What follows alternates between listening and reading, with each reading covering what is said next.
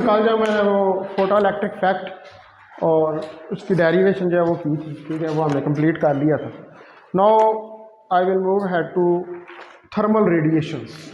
अब अगला नेक्स्ट जो हमें स्टडी करना है वो थर्मल रेडिएशंस करनी है, यानी कि जो that is the foundation of quantum theory.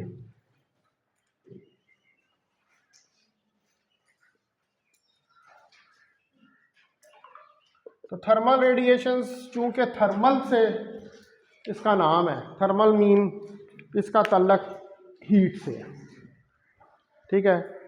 तो यानी कि ऐसी रेडिएशंस के जो किसी सिस्टम को हीट अप करने की वजह से उस सिस्टम के अंदर से निकले या रेडिएट हों, तो ऐसी रेडिएशंस जो हैं उनको हम थर्मल रेडिएशंस का नाम देते हैं।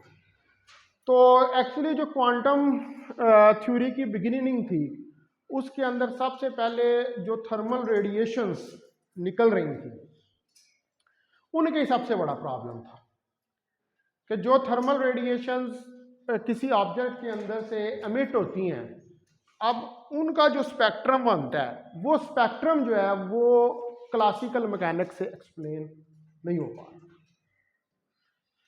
ठीक है। उसमें मसला ये आ रहा था कि क्लासिकल मैकेनिक्स जो है वो तो ये कहती है कि एनर्जी जो है वो तो वेव फ्रंट के ऊपर कॉन्टीन्यूसली स्प्रेड होती है, यानी कि एनर्जी तो कॉन्टीन्यूस होती है, ठीक है। एनर्जी जो है वो डिस्क्रीटनेस का तो कंसेप्ट उसके अंदर था ही नहीं।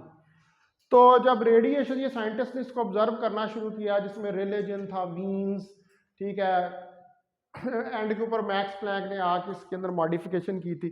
तो इन लोगों ने जब इन रेडिएशंस को ऑब्जर्व किया तो इनको समझ नहीं थी आ रही स्पेक्ट्रम की, क्योंकि जब ये उसके एक्सपेरिमेंटल ऑब्जर्वेशन और थ्योरेटिकल ऑब्जर्वेशन जो है उसको आपस में कंबाइन करते थे तो ग्राफ जो है वो एक्सपेरिमेंटल ग्राफ जो था वो थ्योरेटिकल के साथ मैच नहीं करता, ठीक है।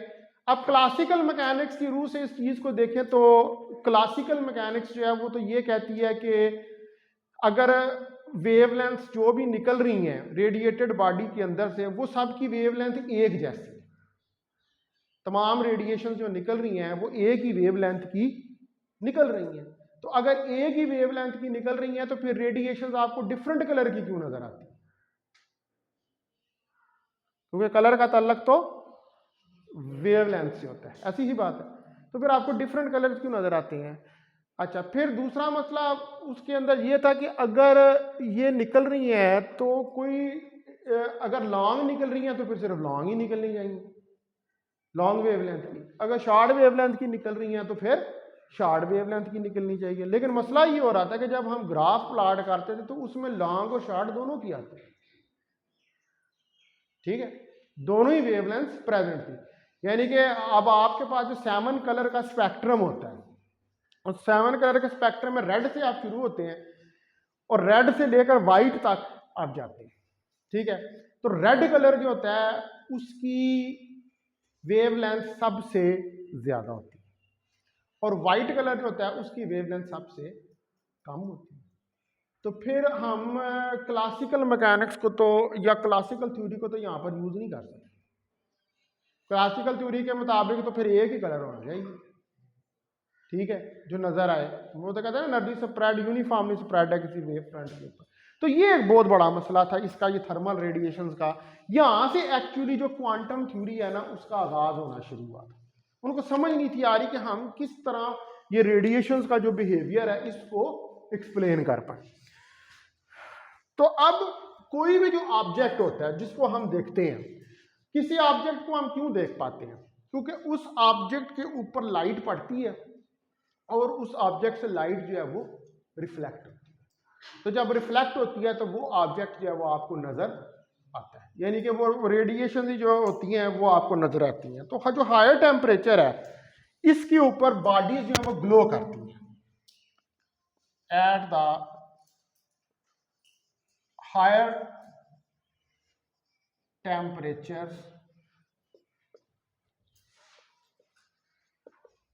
The bodies glow. ग्लो का मतलब जानते हैं?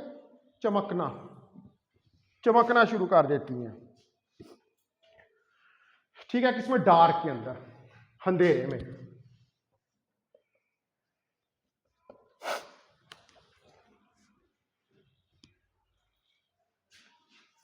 अब ये जो लाइट निकल रही है इस वक्त, यानी कि ये जो बॉडीज ग्लो कर रही हैं, इनसे जो लाइट निकल रही है ये सिर्फ विजिबल रीजन के अंदर नहीं है, इनके अंदर वो रेज भी निकल रही हैं जो कि विजिबल रीजन में नहीं है, जो कि इंफ्रारेड में होंगी या फार इंफ्रारेड में होंगी, या उसमें एक्स रेज भी हो सकती हैं, गैमा रेज भी हो सकती हैं, माइक्रोवेव्स भी हो सकती हैं और रेडियो वेव्स भी हो सकती हैं, ठीक है।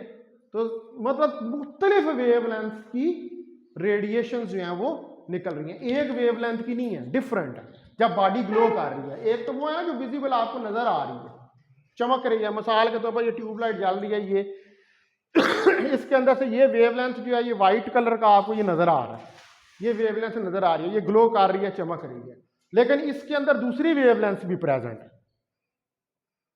ठीक है, इसके अंदर दूसरी वेवलेंथ भी प्रेजेंट है, यानी कि इसके अंदर इंफ्रारेड भी है, इसके अंदर फार इंफ्रारेड भी है, इसके अंदर अल्ट्रावायलेट भी है, और मे बी के एक्स रेज भी हो सकती हैं, ठीक है। गैमा रेज तो नहीं होंगी क्योंकि गैमा रेज होती हैं वो न्यूक्लियस के इंटीरियर से निकलती है, ठीक है, लेकिन ये वाली सारी रेज जो हैं जो इस विजिबल रीजन के करीब करीब है वो भी इसके अंदर प्रेजेंट हो सकती है, ठीक है। तो हम ये तो नहीं कह सकते कि सिर्फ एक जो चीज नजर आपको आई है वो एक ही वेवलेंथ जो है वो इसके अंदर से रेडिएट हो रही है। अब क्या हो रहा है, इस ट्यूबलाइट के अंदर गैस का डिस्चार्ज है, यानी कि गैस फिल हुई है, गैस फिल हुई, इलेक्ट्रिक करंट गुजरती है, गैस के एटम के साथ वो करंट इलेक्ट्रॉन्स टकराते हैं, तो एटम जो है एक्साइट और डी एक्साइट होते हैं, तो इसके अंदर से रेडिएशन निकलना शुरू हो जाती हैं। अब वो एक्साइटेशन और डी एक्साइटेशन जो इलेक्ट्रॉन्स की है वो सब की सेम तो नहीं होती, आपको इस बात का भी पता है, ठीक है। ये बात आप जानते हैं कि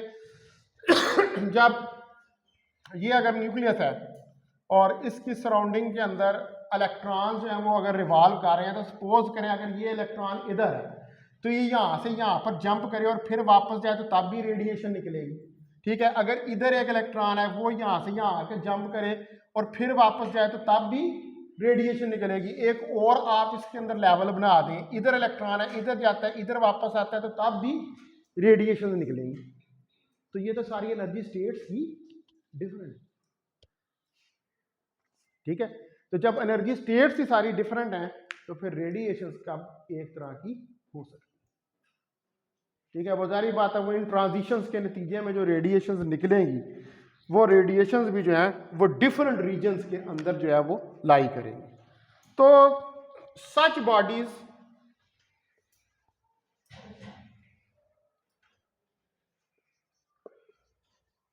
does not only emit visible light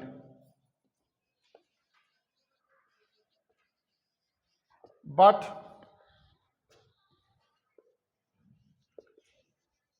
they have also radiations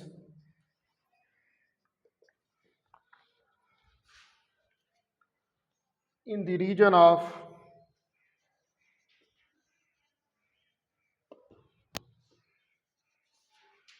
infrared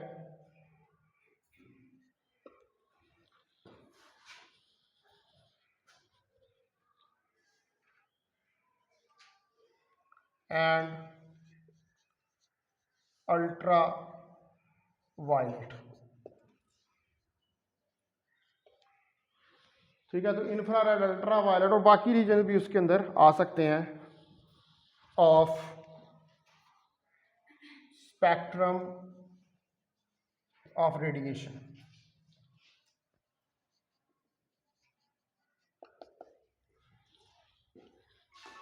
ठीक है। ये पूरा स्पेक्ट्रम होता है ना, स्पेक्ट्रम कहाँ से शुरू होता है? रेडियो वेव से शुरू होता है, रेडियो वेव से जाके गैमा रेज तक जाता है, ठीक है। तो वो स्पेक्ट्रम के अंदर सारी जितनी भी होती हैं वो लाइट आ रही होती है। तो अब जो रेडिएशन टेम्परेचर यानी कि हीट अप करने की वजह से एमिट होती हैं किसी ऑब्जेक्ट के अंदर से, उनको हम थर्मल रेडिएशंस का नाम देते हैं। the radiations which are emitted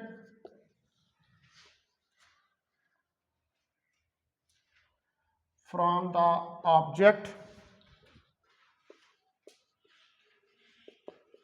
due to the increase of its temperature are known as thermal radiations.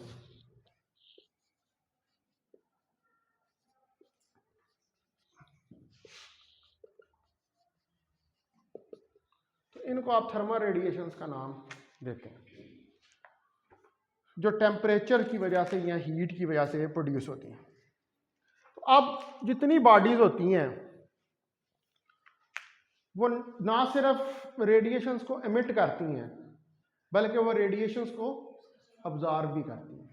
ठीक है, यानी कि रेडिएशंस अगर किसी ऑब्जेक्ट के ऊपर फॉल करें तो वो उस ऑब्जेक्ट के अंदर अब्जॉर्ब भी होती हैं और उनकी अब्जॉर्प्शन के बाद ही उसके अंदर से रेडिएशंस जो हैं वो एमिट भी होती हैं। यानी कि ऑब्जेक्ट्स जो होते हैं वो रेडिएशंस को अब्जॉर्ब भी करते हैं और रेडिएशंस को एमिट जो है वो भी करते हैं। तो जो रेट ऑफ अब्जॉर्प्शन होता है, the rate of absorption of radiation, यानी कि वो रेट के जिसके ऊपर रेडिएशन जो है वो अब्जॉर्ब होती है, is equal to the rate of emission. तो वो इक्वल होता है रेट ऑफ, अस्सलाम वालेकुम सर, वाइट बोर्ड ठीक है आपका? जी सर ठीक है बिल्कुल।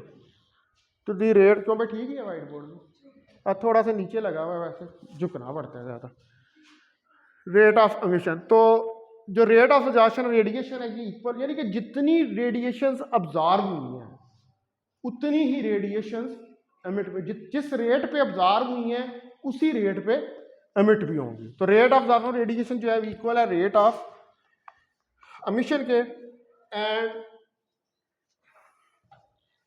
It is said to be in thermal equilibrium। और हम कहते हैं कि ये थर्मल इक्विलिब्रियम में है कि जितना अब्जॉर्ब कर रहा है उतना ही एमिट कर रहा है। अब जो स्पेक्ट्रम है थर्मल बॉडीज का या थर्मल रेडिएशंस का, ये कॉन्टिन्यूस होता है।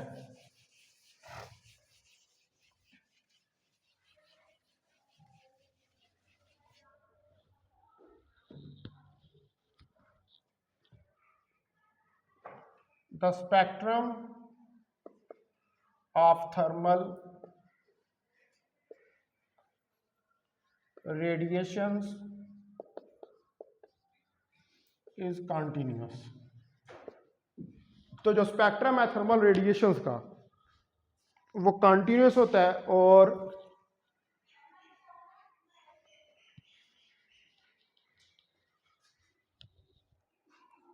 ये वाला बल्ब बंद कर दो, वो जो पीछे चल रहा है, ये बल्ब कहाँ से बंद होगा?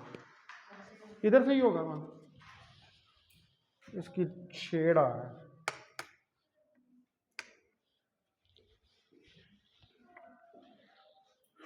ठीक है जी, तो अब जितनी रेडिएशन निकलनी है ये कॉन्टिन्यूस हैं और इनके फॉलोइंग कैरेक्टर्स हैं, एंड इट हैज फॉलोइंग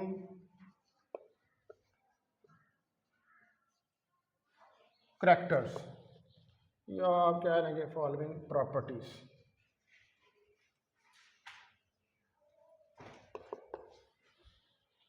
तो नंबर 1 प्रॉपर्टी जो है इसकी कि जो हायर टेम्परेचर है उसके ऊपर ग्रेटर अमाउंट ऑफ रेडिएशन जो है वो एमिट होगी। Number 1, at the higher temperature,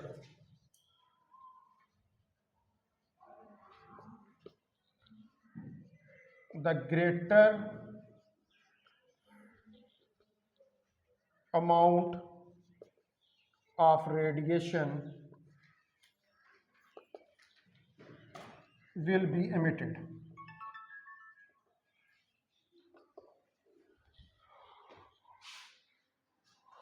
ठीक है, यानी कि टेम्परेचर को इंक्रीज करेंगे तो ग्रेटर अमाउंट का मतलब है कि इंटेंसिटी है ना, नंबर ऑफ पार्टिकल्स या नंबर ऑफ रेडिएशन जो निकल रही हैं वो ज़्यादा एमिट होंगी।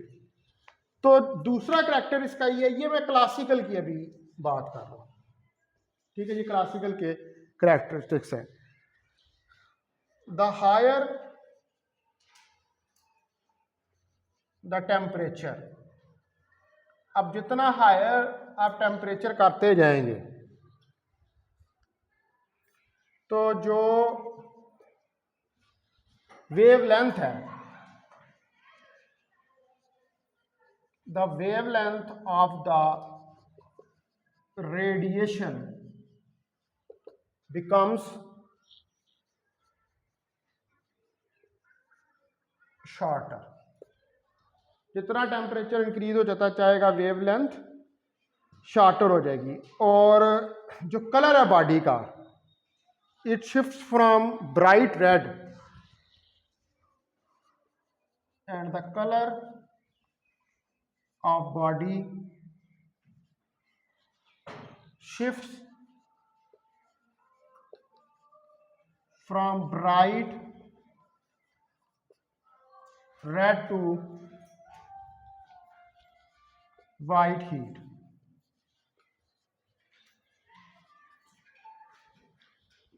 ठीक है, रेड से वाइट हो जाएगा। अब आप इसकी मिसाल यही ले सकते हैं, जो कोयला नहीं होते, कोयला, उसको जब इनिशियली इसको बर्न करना शुरू करते हैं तो वो इनिशियली आपको रेड नजर आता है। फिर जो जो आप टेम्परेचर इंक्रीज करना शुरू करते हैं उसका कलर चेंज हो रहे होते हैं, उसके अंदर ग्रीन भी होता है, ऑरेंज भी होता है। फिर आहिस्ता आहिस्ता जब बिल्कुल आगे वो राख बनने वाला होता है ना तो वो वाइट हो जाता है। राख जो होती है ना इनिशियली वो आपको वाइट नजर आती है, उसके बाद वो ब्लैक होती है जब वो ठंडा हो जाता है। तो वो वाइट क्यों नजर आ रही होती है? वो लार्जर टेम्परेचर के ऊपर सबसे कम वेवलेंथ की रेडिएशन जो है शॉर्टर की निकलती है, और सबसे शॉर्टर रेडिएशन किसकी होती है? White light. ठीक है, इसलिए वो आपको फिर वाइट जो है वो एट द एंड जो है वो नजर आना। तो ये दो इन थर्मल में रेडिएशन के मेन करैक्टरिस्टिक है। पहला जो है वो क्लासिकल मैकेनिक्स को डिस्क्राइब करता है और दूसरा करैक्टरिस्टिक जो है वो क्वांटम थ्योरी से रिलेटेड है, क्योंकि क्वांटम थ्योरी ने जो है इसको ये बताया था कि जो डिफरेंट वेवलेंथ्स हैं वो एमिट होती हैं थर्मल रेडिएशन के केस के अंदर। ठीक है, अच्छा, अब इसके बाद ये तो हमें यहाँ पर पता लग गया कि थर्मल रेडिएशन क्या होती हैं, इनका क्या स्पेक्ट्रम होता है। ठीक है, अब यहाँ पर जो आगे नेक्स्ट चीज हमें देखनी है वो देखनी है black body, black body radiator या ब्लैक बॉडी रेडिएशन। ये पहले भी आपने पढ़ी थी।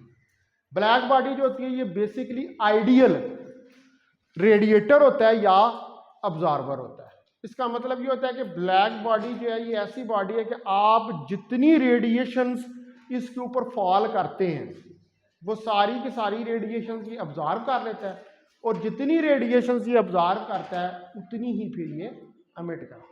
वैसे तो इन प्रैक्टिकल सिचुएशन इस तरह नहीं हो सकता कि जितनी रेडिएशन जो है वो किसी ऑब्जेक्ट के ऊपर फॉल की जाए तो वो सारी की सारी अब्जॉर्व कर ले, और जितनी अब्जॉर्व करे फिर उन सारियों को वो एमिट भी करे। लेकिन एक आइडियल केस है।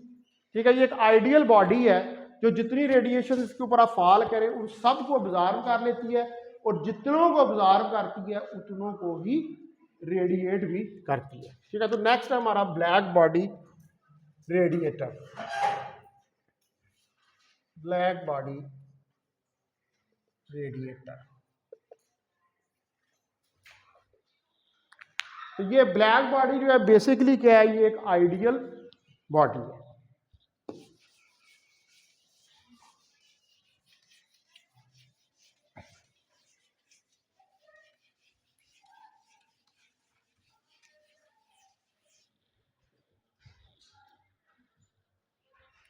तो तो अब ये जो प्रॉपर्टीज है थर्मल रेडिएशंस की, इनको हम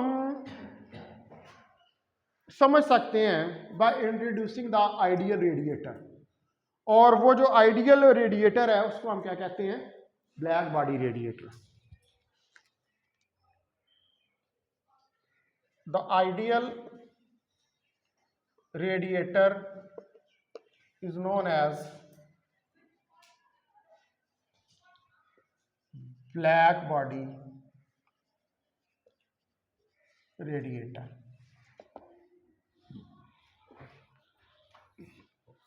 तो जो आइडियल रेडिएटर है उसको हम ब्लैक बॉडी रेडिएटर का नाम देते हैं।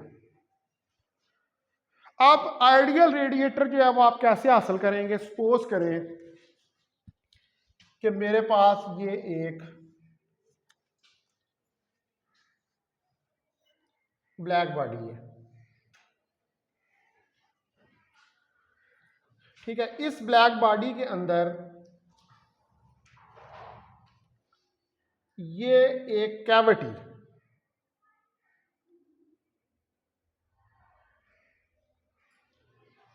आप ड्रिल करते हैं, होल जिसको कहते हैं कैविटी, ठीक है। और इस कैविटी के ऊपर जो है वो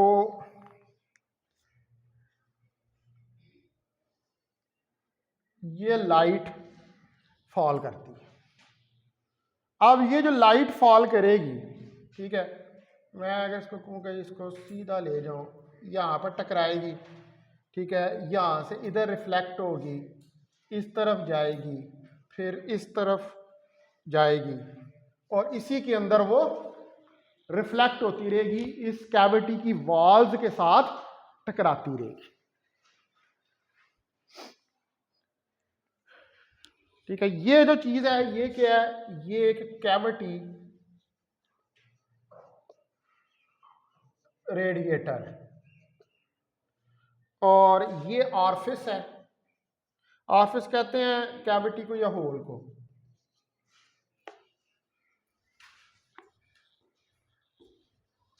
अब ये क्या है? ये इंसिडेंट रेडिएशन है, ठीक है। अब हो क्या रहा है कि ये इंसिडेंट रेडिएशन इसके ऊपर फॉल हुई है, इस कैविटी में से पास हुई है, पास होने के बाद इस कैविटी की वॉल्स के साथ टकराई है और टकराने के बाद उस कैविटी के अंदर ही वो रिफ्लेक्ट जो है वो हो रही है, ठीक है। ये एक आइडियल रेडिएटर है। यानी कि हमने ब्लैक बॉडी किस तरह बनाई है? हमने ब्लैक बॉडी इस तरह बनाई है कि जो रेडिएटर है उसके अंदर एक कैविटी को ड्रिल किया, यानी कि कैविटी बनाई है और फिर ये अलाउ किया कि उस कैविटी में से लाइट पास हो सके। और जब लाइट उस कैविटी से पास हुई है तो वो लाइट जाके अंदर बॉडी के क्या कर रही है? उसकी दीवारों के साथ, कैविटी की दीवारों के साथ टकरा रही है और उससे रिफ्लेक्ट हो रही है। अब जब वो टकराएगी, बार बार रिफ्लेक्ट होगी, तो ये हम कहेंगे कि सारी की सारी रेडिएशन जो है इसकी दीवारों के अंदर अब्जॉर्ब हो जाएगी। अब ये बेसिकली ये दीवारें क्या हैं? इन दीवारों के अंदर एटम्स हैं, ठीक है। इन दीवारों के अंदर क्या है? एटम्स हैं। और वो जो एटम्स हैं,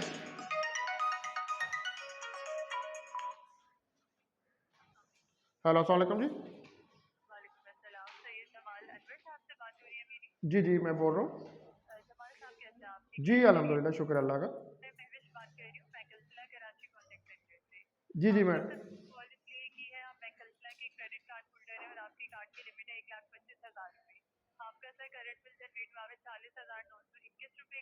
हम्म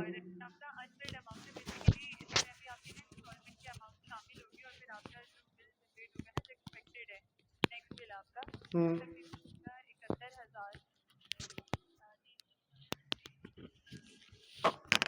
ठीक है।